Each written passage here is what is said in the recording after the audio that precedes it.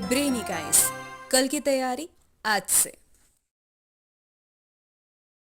दोस्तों, आइए आज जानते हैं भारत के उस वीर पुत्र के बारे में जिसने स्वराज का नारा दिया।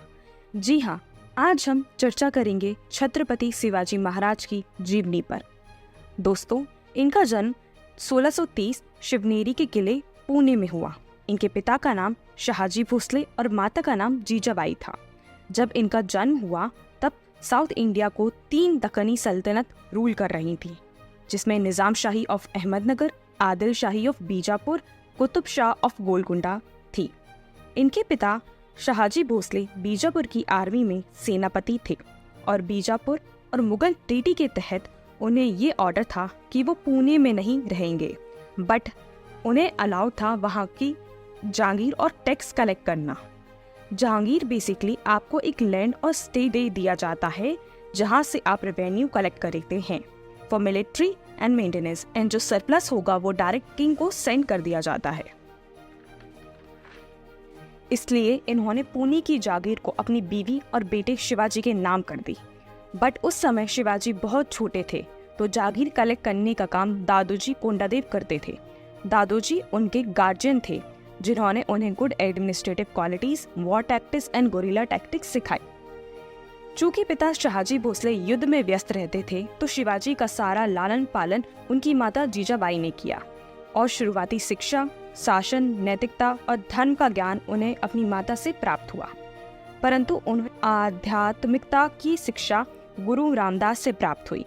उन्होंने ही उन्हें धर्म और सेवा का मार्ग पर चलने की राह दिखाई, जिससे प्रेरित होकर उन्होंने स्वराज का नारा दिया। दादोजी, जीजाबाई और गुरु रामदास तीनों ने ही शिवाजी के चरित्र और व्यक्तित्व निर्माण में अहम भूमिका निभाई।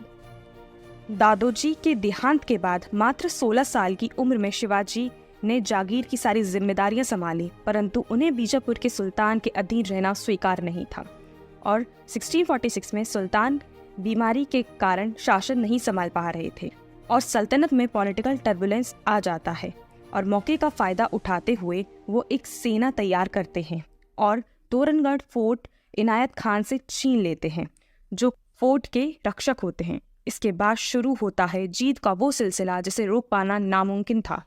तोरणगढ़ के बाद शिवाजी चाकन, कोंडाना, सिंहगढ़, पुरंदर और सूबा पर जीत हासिल करते हैं और एक इंडिपेंडेंट किंगडम स्थापित करते हैं, जिसकी राजधानी रायगढ़ को बनाते हैं।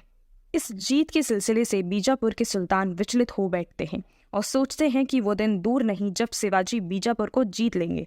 इस डर के चलते वे शिवाजी के पिता शहाजी को गिरफ्तार कर लेते हैं।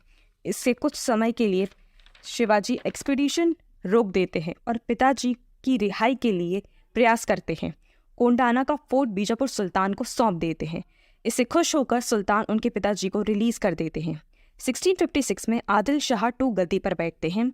शिवाजी के बढ़ते वर्चस्व को देखते हुए उन्हें रोकने के लिए अफजल खान को भेजते हैं। काफी जद्दोजहद के बाद ये डिसाइड किया जाता है कि 10 नवंबर 1659 को अफजल खान और शिवाजी मिलकर समझौता करेंगे, परंतु ये समझौता के आड़ में एक छल था जिसे शिवाजी भांप लेते हैं।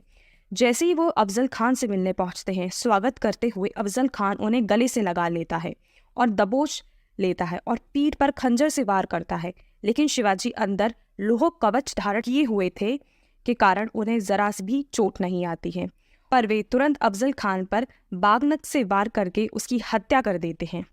अब यह घटना की खबर औरंगजेब को लगती है। उसे भी आदिल शाह की तरह लगता है कि शिवाजी उसके राज के लिए खतरा हो सकते हैं, इसलिए वह अपने मामा शाइस्ता खान को शिवाजी पर हमला करने भेजता है, परंतु शाइस्ता खान को हार का मुंह देखना पड़ता है। इस इंसिडेंस के बाद औरंगजेब को लगता है कि बल से तो बात नहीं बनने वाली, तो वह शिवाजी को अपने दरबार में बुलाता है और उनकी बेइज्जती करते हुए उन्हें बंदी बना लेता है, परंतु एक मिठाई वाले की मदद से वे भागने में सफल होते हैं। 16 जून 1674 रायगढ़ में वे अपना कोरोनेशन करवाते हैं और छत्रपति का टाइटल अज्यूम करते हैं। एडमिनिस्ट्रेशन बाजी उनके एडमिनिस्ट्रेशन में मुख्य अष्टप्रधान थे, जो कि इस प्रकार है। पेशवा। पेशवा एक पर्शियन शब्द है जिसका मतलब होता है कि फ्रंटलाइन एडमिनिस्ट्रेटर, संभालने वाला। Majumdar, head of the finance department. Sarenaubat, commander in chief. Sumant और दबीर, फॉरेन मिनिस्टर। वाक्यानवीस, जिनके पास स्पाई डिपार्टमेंट होता था। सूर्यनवीस और चिटनिस जो रॉयल करस्पॉन्डेंस होते थे, न्यायाधीश जज of civil and criminal court, pandit Rao head of religious affair और चौथ और सरदेशमुखी नामक टेक्स्ट को इम्प्लीमेंट करते हैं। 3 अप्रैल 1680 में उनका देहांत हो जाता है। Please follow and subscribe our channel. Thank you.